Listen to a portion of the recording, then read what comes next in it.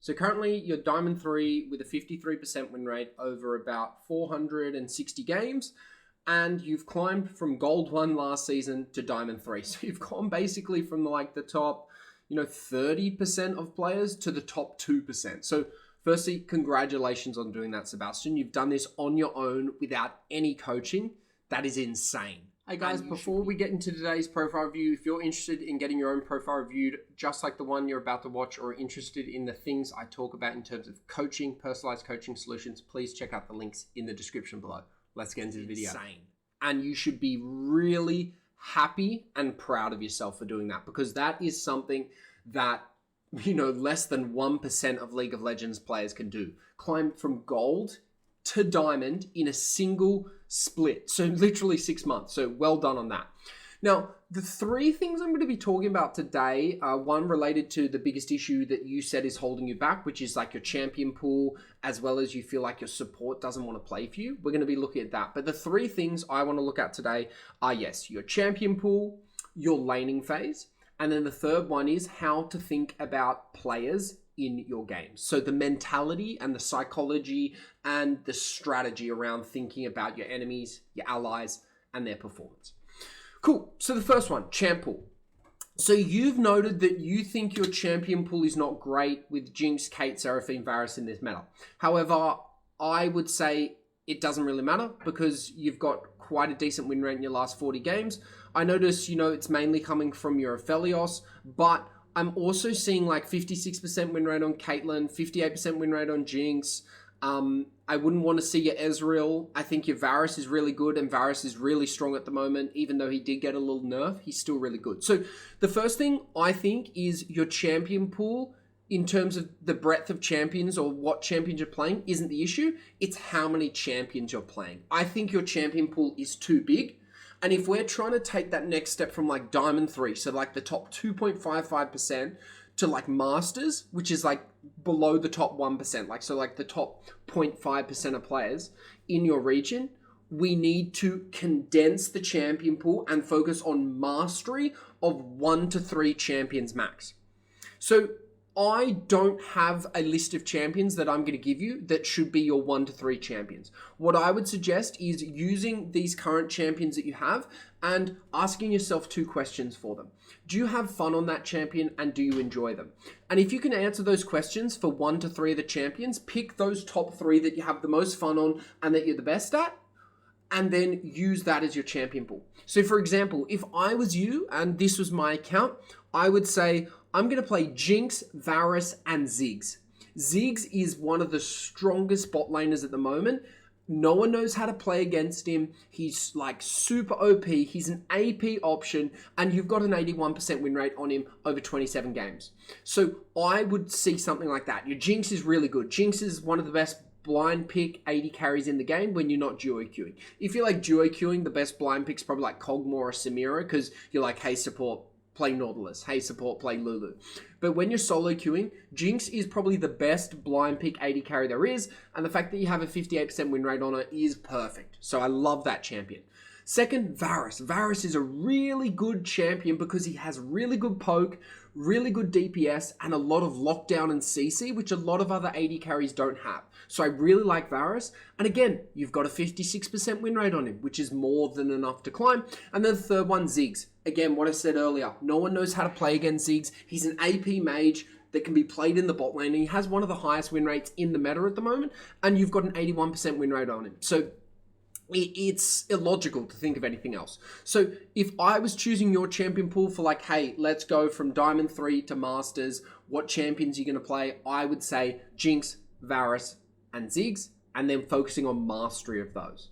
And if you feel like you're at your limits of those, because it does sound like you're struggling a bit, that's when you're going to need one-on-one coaching on those champions. And you'll probably need like a bit of like a coaching plan over the next 6 months. So the second split, you'll need a plan of like, okay, I need to focus on Jinx, Varus, and Ziggs. How do I do this? How do I get better at these champions? I've played a lot of games on them and I'm feeling like a bit lost, a little inconsistent. I don't know how to play them. That's when you need a specialist 80 carry coach to bring to get brought in and help you. And that's what we can help you with at lolcoach.academy. And we'll talk about that after the profile review once you've watched this. So that's the first thing. Champion pool is sorted there. We know what champs you should play based on those two questions. What do you have fun on? What do you enjoy? What do you enjoy and what are you good at?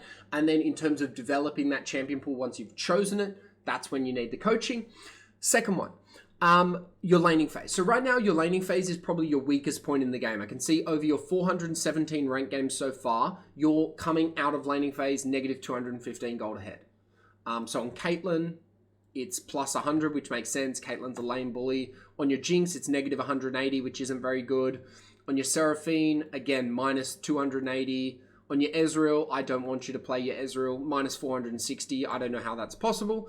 And then Varus is positive, which is great. So again, if we're like looking at, okay, what are good champions for my champion pool? Well, Varus is a really good, strong starting point for you.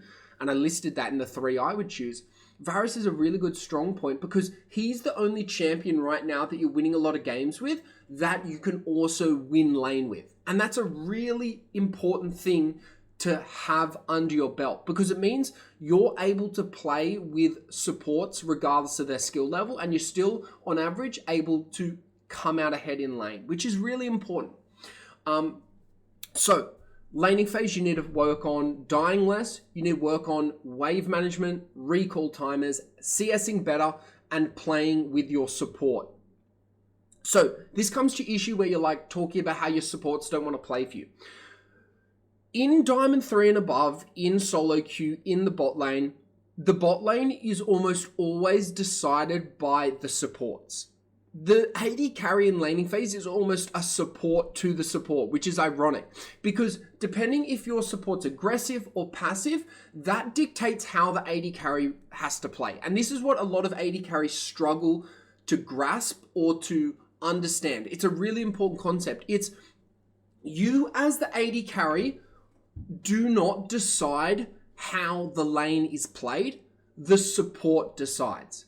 And that sucks for you as the AD carry because you're basically left vulnerable to the support skill level. If they're shit, you're going to have a really bad time. If they're really good, you're going to have a great time. But it leads to a lot of inconsistency, a lot of frustration, and a lot of like tilt and anger at the support because you're like, they're not playing the way I want to play. The easiest way to fix this is first understand that the support is the one that decides the play style. So is it aggressive? Is it passive? Is it a mix in between? That kind of play style. And then the second part is understanding how to play according to your support. So understand the concept and then learn how to shift your play style into your support skill level and their level of aggression or passiveness.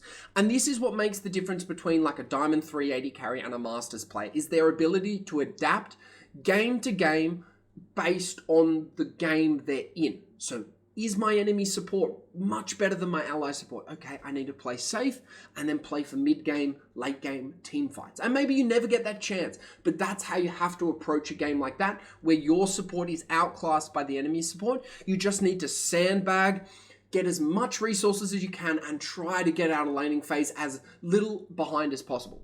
So when we look at supports like that, the issue you're having with supports not caring about you gets completely nullified because one, we understand that the support is in control of the tempo and the aggression and the style of the laning phase. And two, you're playing around that. You need to learn how to play around that. And then three, you need to stop focusing on others in terms of like, that player is bad, therefore I lost the game. Because that's not productive, and that's not how a Diamond 3 player who's wanting to get to Masters needs to think. They need to think, okay, my support is bad. What can I do in this specific game scenario?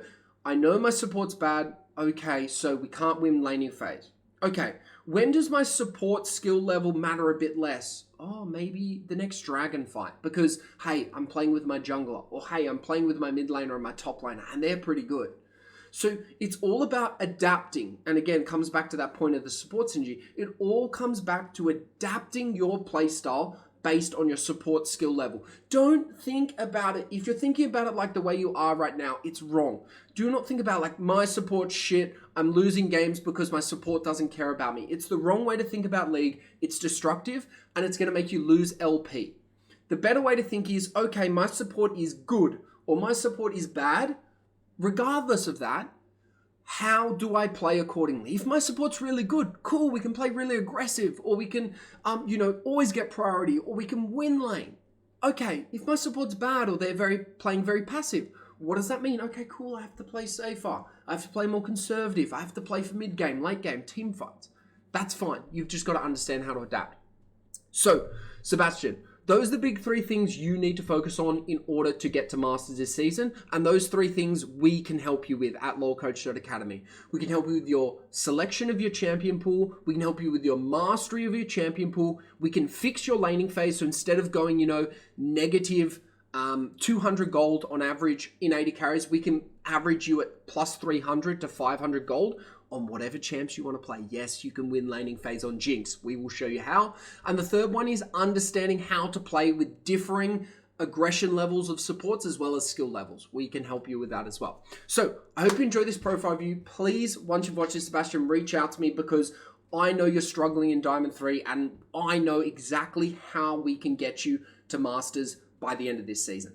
Thanks, good luck on the Rift, and I hope to talk to you soon.